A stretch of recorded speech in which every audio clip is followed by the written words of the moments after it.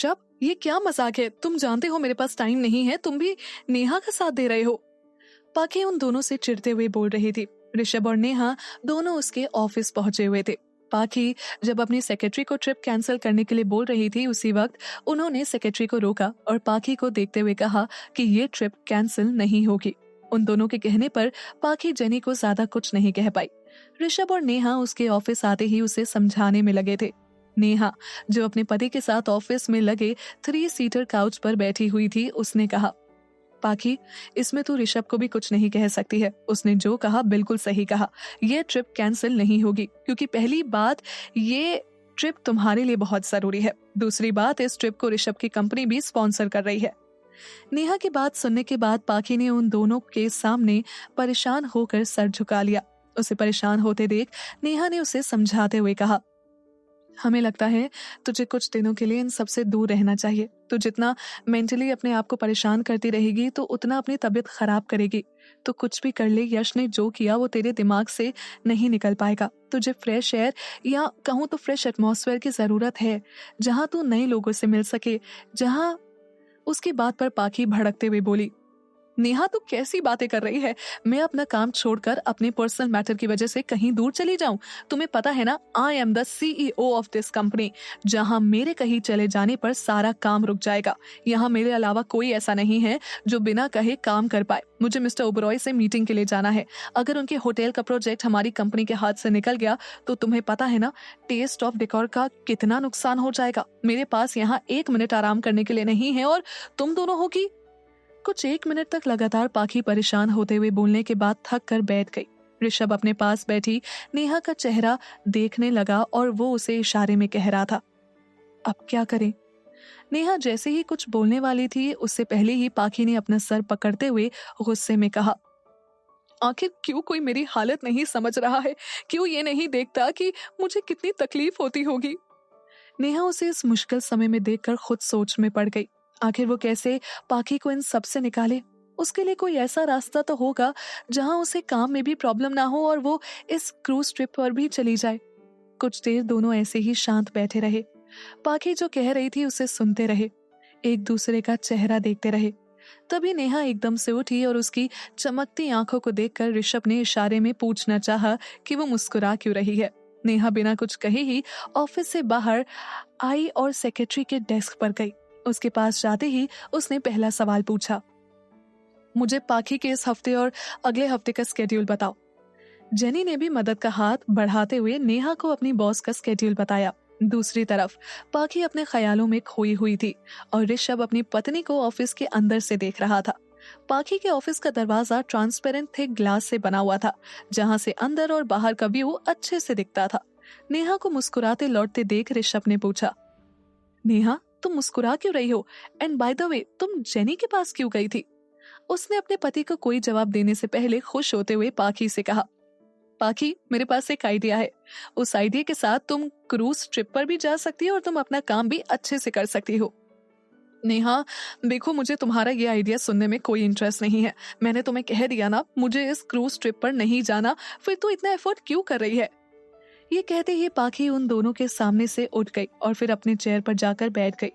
ऋषभ फिर इशारे में पूछने लगा कि उसका आइडिया क्या था।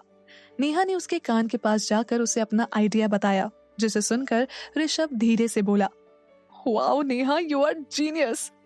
उन दोनों को अपने सामने खुश होते देख पाखी इरिटेट होते हुए बोली, तुम दोनों यहाँ मेरा दिल हल्का करने आए हो या मुझे और परेशान करने?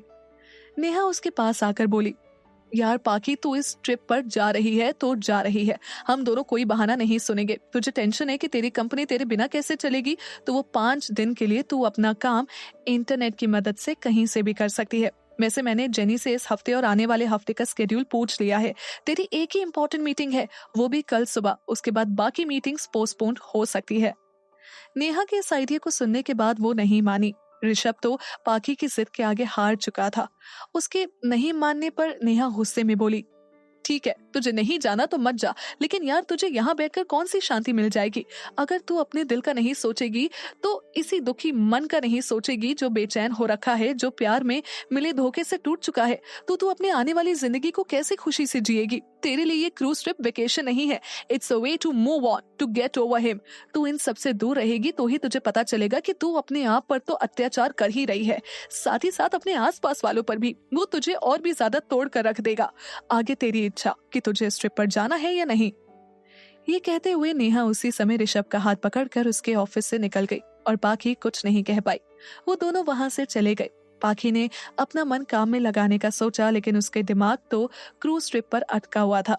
1 घंटा हो गया, 2 घंटा हो गए, लेकिन नेहा और ऋषभ के जाने के बाद वो कुछ भी नहीं कर पाई। देर रात होने के बाद जेनी अपना काम खत्म करके जब जाने लगी, तभी पाखी ने अपने केबिन का दरवाजा खोल उससे कहा, जेनी, क्या तुम मेरे जाने के बाद कंपनी का थोड़ा ध्यान रखोगी? क्या मुझे टाइम टू टाइम यहाँ की खबर देती रहोगी? ये सुनते ही जेनी के चेहरे पर मुस्कान आ गई। उसने अपने सामने खड़ी पाखी को एकदम से हक किया और हक करते ही उससे कहा, पाखी तुम बेफिक्र रहो, मैं सब देख लूंगी। अगले दिन सुबह पाखी ओबरॉय होटल के मालिक के ऑफिस में बैठी हुई थी। मुंबई में बन रहे नए होटल के इंटीरियर डिजाइन्स का काम टेस्ट ऑफ डेकोर को दिया गया था। वो इस करोड़ों के प्रोजेक्ट पर उनसे बातचीत करने आई थी। वो उन्हें अपने नए डिजाइन्स दिखाने के लिए आई थी। मिस्टर ओबरॉय ने डिजाइन्स को देखते हुए कहा, पाखी, I must say you never disappoint मी। उनकी तारीफ पर पाखी ने मुस्कुराते हुए कहा, थैंक यू मिस्टर ओबरॉय, आपने हमें आपके होटल को ब्यूटीफुल बनाने की opportunity the. I am glad my company got this project. It's not a big deal, your work is really impressive. मुझे अपने होटल का डिजाइन तुमसे ही करवाना था।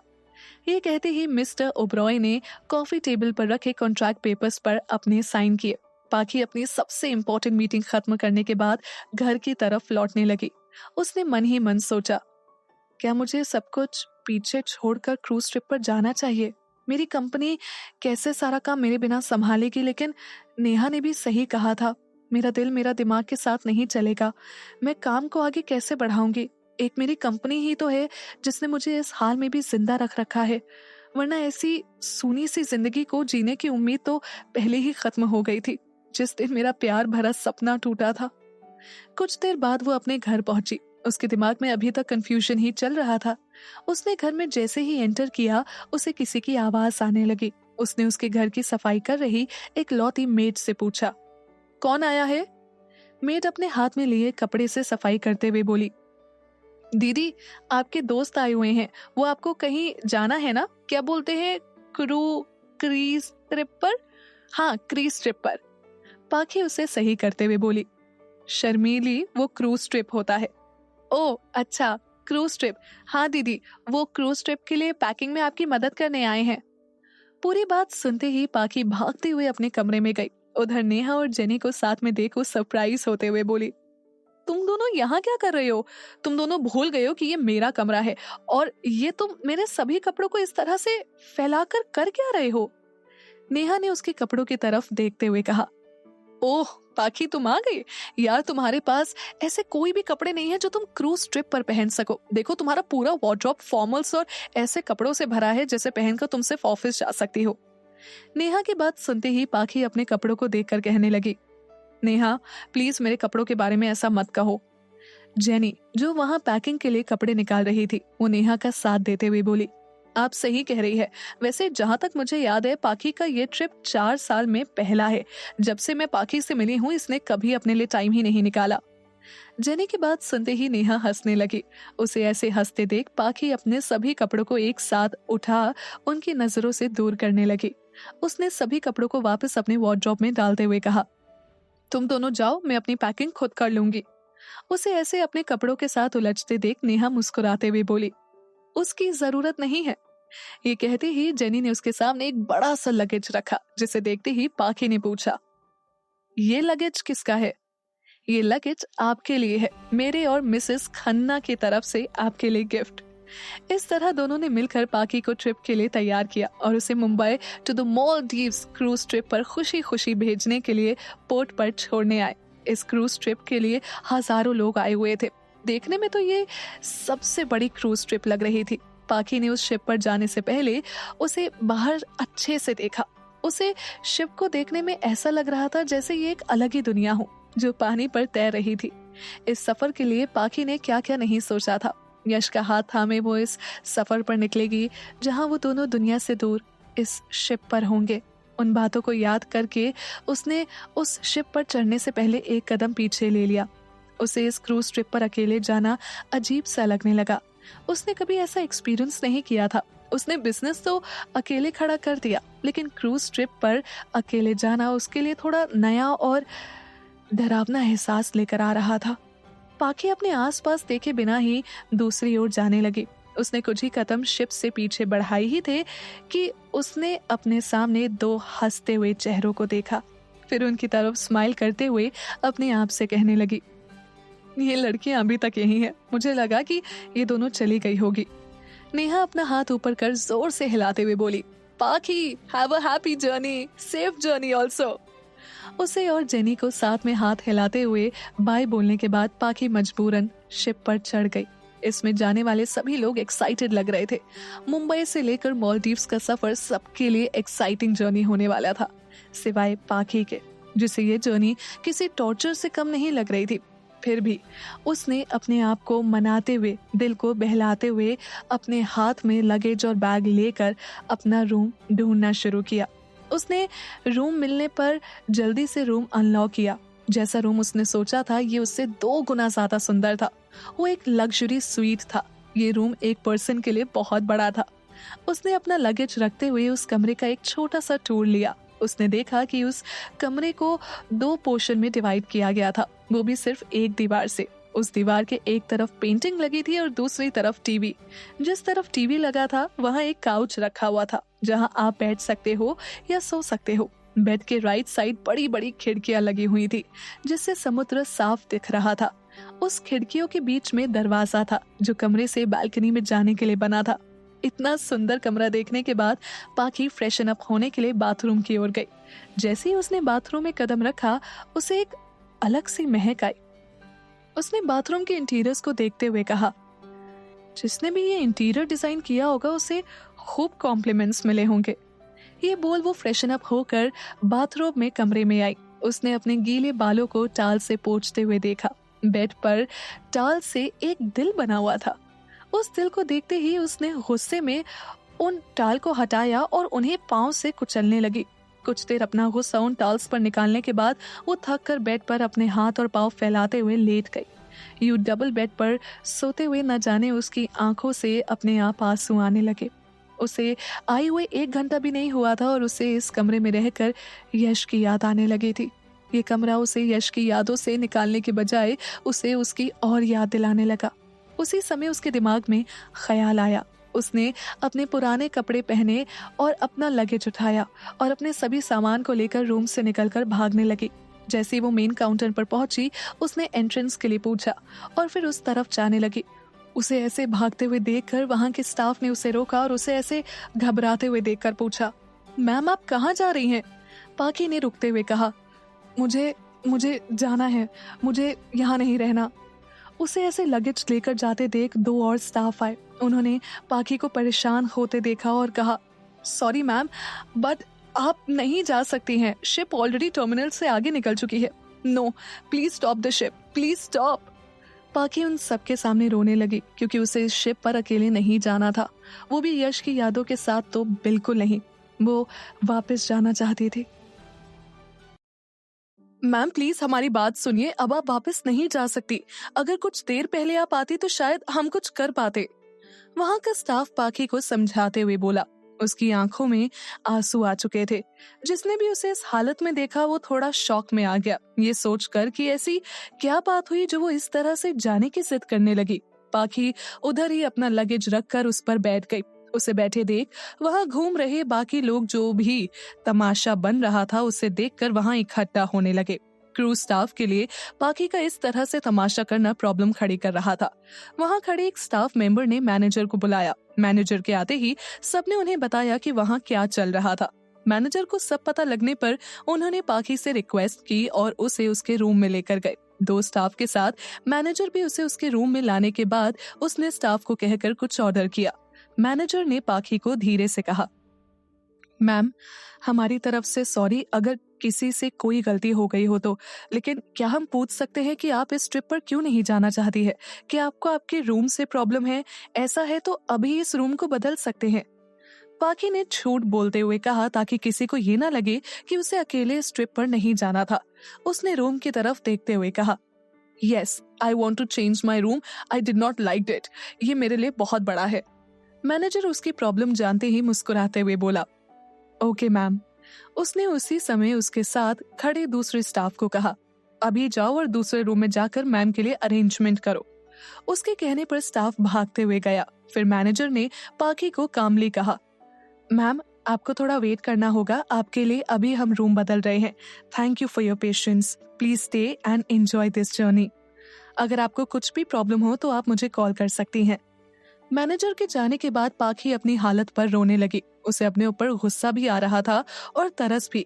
पहला, उसने तमाशा तो खड़ा कर दिया लेकिन फिर भी इस शिप से नहीं निकल पाई। दूसरा कि अब उसे 4 दिन यहाँ निकालने पड़ेंगे। इस हनीमून जैसी ट्रिप पर वो अकेले हनीमून मनाएगी। लेकिन एक बात अच्छी हुई कि उसका रूम बदल गया।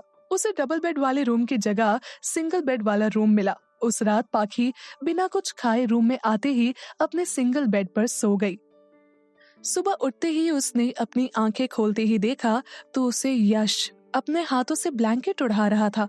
यश का मुस्कुराता हुआ चेहरा उसकी आंखों के सामने आते ही वो भी मुस्कुराने लगी। उसने अपना एक हाथ उठाते हुए उसके गाल पर रखते हुए कहा, यश, तुम यहाँ मेरे लिए आए हो? I love you Yash, I love you, please मेरे साथ रह जाओ। उसकी बात पर उसने यश को मुस्कुराते देखा जैसे कि वो उसके पास ही बैठा हो। उसे अपने पास देख पाखी ने फिर से आंखें बंद कर ली। लेकिन जैसे ही उसने अपनी दोबारा आंखें खोली तो उसे पता चला कि वो सपना देख रही थी। इस सपने को देखने के बाद पाखी एकदम से बेड पर बैठ गई। उसने अपने रूम के चारों तरफ देखा, उसे यश कहीं नहीं दिखा। तभी उसने अपनी हालत देखी और वही कपड़े देखे जो कल उसने पहन रखे थे। उसे अपने आप को देखने के बाद याद आया कि वो सिर्फ एक सपना देख रही थी। पाखी अपने दिल में सोना सोना सा महसूस कर रही थी। वो कंपनी में जब काम करती थी तब उसे यश की याद नहीं आती थी, पर अब जब वो अकेली थी उसे हर पल यश का ही चेहरा लोगों में नजर आ रहा था। उसके लिए यश से बिछड़ने का दर्द कम होने के बजाय बढ़ता ही चला जा रहा था। उसने अपनी हालत देखते हुए कहा, मैं क्या कर रही हूँ, मैंने अपने आप को खो दिया है। तभी उसकी नजर खिड़कियों पर पड़ी जहां से नीला समुद्र साफ नजर आ रहा था। वो बेड से उठते हुए बालकनी की ओर गई। जैसे ही उसने बालकनी के लिए दरवाजा खोला, सुबह की ठंडी हवा उसके गालों को छूते हुए गई। उसने अपने सामने फैला समुद्र देखा जो सूरज की किरणों से चमक रहा था, और फिर पानी में देखा तो मछलियां इस सुहानी सुबह का मजा ले रही थी। नेचर का ये नजारा लेते हुए पाखी कुछ देर वहीं खड़ी रही। उसके उड़ते बाल और चेहरे पर सूरज की आधी रोशनी उसे नई सुबह का एहसास दे रही थी। उसे अपनी जिंदगी को आगे बढ़ाने का नया हौसला दे रही थी। यहीं कुछ देर खड़े रहने के बाद उसने इस दिन को अच्छे से बिताने का फैसला किया। उसने सुंदर से बाथरूम में शावर लिया, फिर बाथरोब पहनकर बाहर आने के बाद लगेज को खोला जो जेनी और नेहा ने उसके लिए पैक किया था। उसमें रखे कपड़ों और एक्सेसरीज को देखकर पाखी सरप्राइज हो गई। उसने सोचा नहीं था कि वो दोनों उसके लिए इतनी अच्छी अच्छी ड्रेसेस खरीद कर लाई होंगी। उस रूम में बड़ा सा ड्रेसिंग मिरर भी लगा हुआ था। पाखी एक एक कपड़े निकाल कर ड्रेस को ट्राई करने लगी। फिर उसने एक फ्लोरल प्रिंट सी ब्लू ऑफ शोल्डर ड्रेस पहनी जो उसके फिगर पर परफेक्ट लग रही थी। उसने देखा कि उस पर पहनने के लिए मैचिंग एक्सेसरीज भी थी। पाखी एक्सेसरीज को पहनते हुए बोली, To get over a man, baby, you just need a complete makeover. पाखी तैयार होकर अपने रूम से निकली। जिस तरह से वो तैयार हुई थी उस पर आने जाने वाले सबकी नजर थी। वो बहुत कॉन्फिडेंस के साथ ब्रेकफास्ट के लिए पहुंची। उसे आते हुए देख कुछ आदमियों की नजर उस पर पड़ी। वो कॉर्नर की खाली टेबल की ओर गई। उसके टेबल तक पहुंचते ही वहां का वेटर उसके पास आया और बोलने लगा, ma'am, would you like coffee और टी? पाखी ने कुर्सी पर बैठते हुए कहा, कॉफी प्लीज। फिर उसने टेबल पर रखे मेन्यू को उठाया और उसे पढ़ते हुए ऑर्डर दिया, also 1 egg Benedict and blueberry pancakes. Waiter उसका ऑर्डर लेते ही चला गया। वो जब अकेले बैठे अपना फोन चेक कर रही थी, ये सोचकर कि उसकी कंपनी में काम सही से चल रहा होगा या नहीं, तभी उसके फोन पर जेनी का कॉल आया। उसने अपनी सेक्रेटरी का कॉल देखते ही उठा लिया। उसके बोलने से पहले ही वो पूछने लगी, जेनी, वहां सब ठीक तो है ना? उसकी बात सुनते ही जेनी फोन पर हंसने लगी और हंसते हुए उससे बोली, हाँ हाँ पाखी, यहाँ सब अच्छा चल रहा है। डिजाइनिंग टीम ने ओबरॉय प्रोजेक्ट पर काम करना शुरू कर दिया है। You don't worry about work, I will manage. You just enjoy the trip. पाखी ने घबराते हुए पूछा, तो तुमने कॉल क्यों किया? मैंने ये बताने के लिए कॉल किया था कि तुम टेंशन में एंजॉय करना मत भूल जाना। उसके ये कहते ही पाखी ने ओके बोल कॉल कट कर दिया। जेनी से बात होने तक उसका ब्रेकफास्ट भी आ गया था। उसने ब्रेकफास्ट को देखकर कहा, देखने में अच्छा लग रहा है, खाने में कैसा होगा? ये कहते ही उसने मीठे ब्लूबेरी पैनकेक का एक बाइट लिया, जिसे खाते ही वो खुश होते हुए बोली, इट्स डिलिशियस। उसने ब्रेकफास्ट करते हुए सोचा क्यों ना वो इतने सुंदर दिखने वाले खाने की फोटो ले। उसने बहुत दिनों से अपने सोशल मीडिया पर कुछ अपडेट नहीं किया था। उसी समय उसने अपने ब्रेकफास्ट की एक पिक्चर ली और साथ में खाते हुए अपनी भी एक पिक्चर ले ली। उन्हें थोड़ा सा एडिट करके एक अच्छा सा कैप्शन डालकर उसने अपने सोशल मीडिया अकाउंट पर उसे पोस्ट कर दिया। उसके अकाउंट पर फोटो डालते ही लोगों के लाइक्स और कमेंट्स आने लगे, जिन्हें देखकर पाखी खुश होकर मन में कहने लगी, आज की शुरुआत अच्छी से हुई। पाखी ने पेट भर कर ब्रेकफास्ट किया और फिर वो पहले दिन एंजॉय करने के लिए शिप का टूर करने लगी। वो जहां जहां जा रही थी वहां का इंटीरियर उसे एक एडवेंचरस एक्सपीरियंस दे रहा था। उस शिप में हर चीज बड़ी खूबसूरती से बनाई गई थी, जिसे बच्चे से लेकर बूढ़े तक एंजॉय कर सके। वहाँ बच्चों के लिए फन एरिया बना रखा था, तो सीनियर सिटीजन्स के लिए रेट्रो स्टाइल में गॉसिप रूम बना हुआ था और बाकी जैसे लोगों के लिए शानदार लाउंज, पार्टी एरिया, थिएटर और स्विमिंग पूल बना हुआ था। उसमें एक सिनेमा हॉल भी था। उस सिनेमा थिएटर के बाहर आते ही पाखी ने एक अच्छी सी मूवी देखने का सोचा। इस तरह से वो अपनी सारी टेंशन्स भूलकर अपने ये 4 दिन अच्छे से बिताने का सोचने लगी।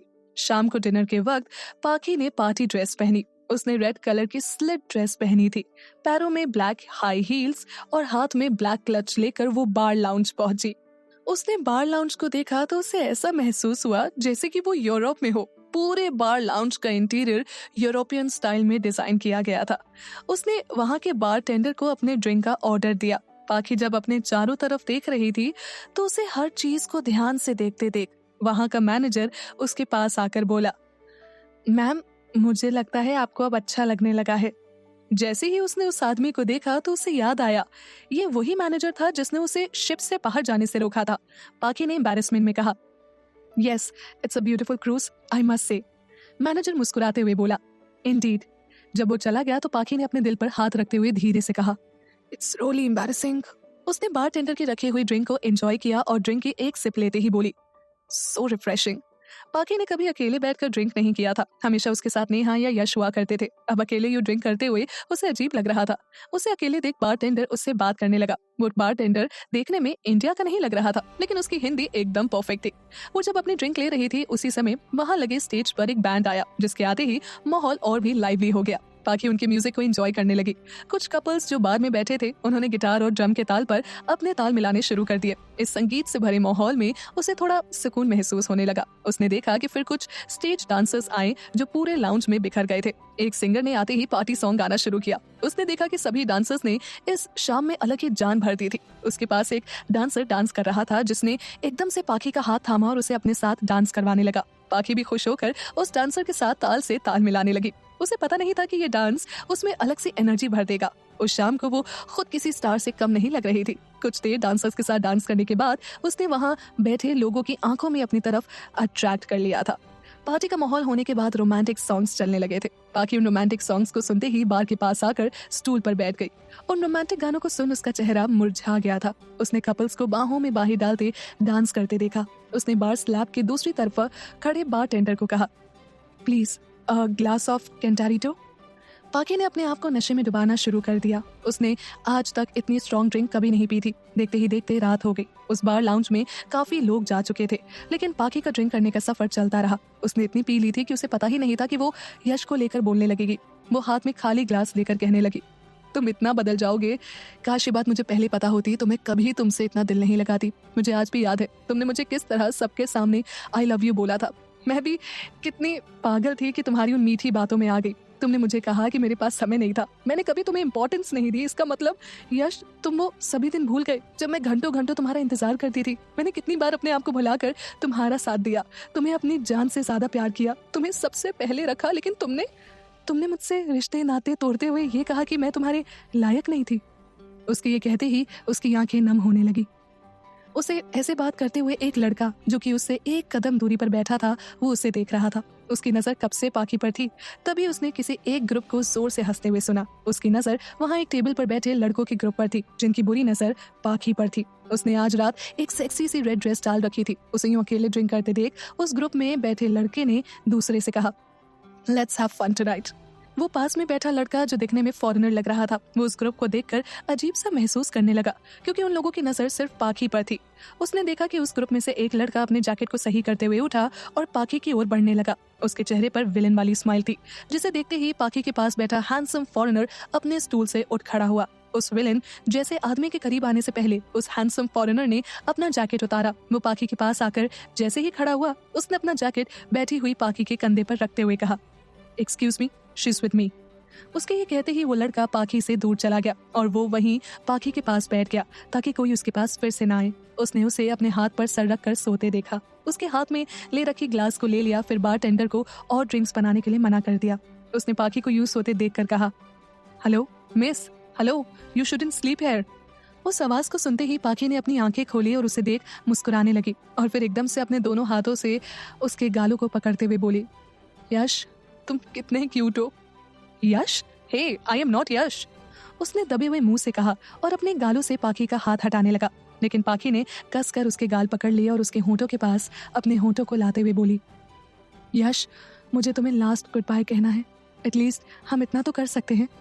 ये कहते ही पाखी ने उस हैंडसम फॉरेनर को लिप किस कर दिया। ये देख बार टेंडर ने हंसते हुए कहा, नशे में लोग क्या क्या कर जाते हैं। मैं यहाँ कैसे, और अभी तक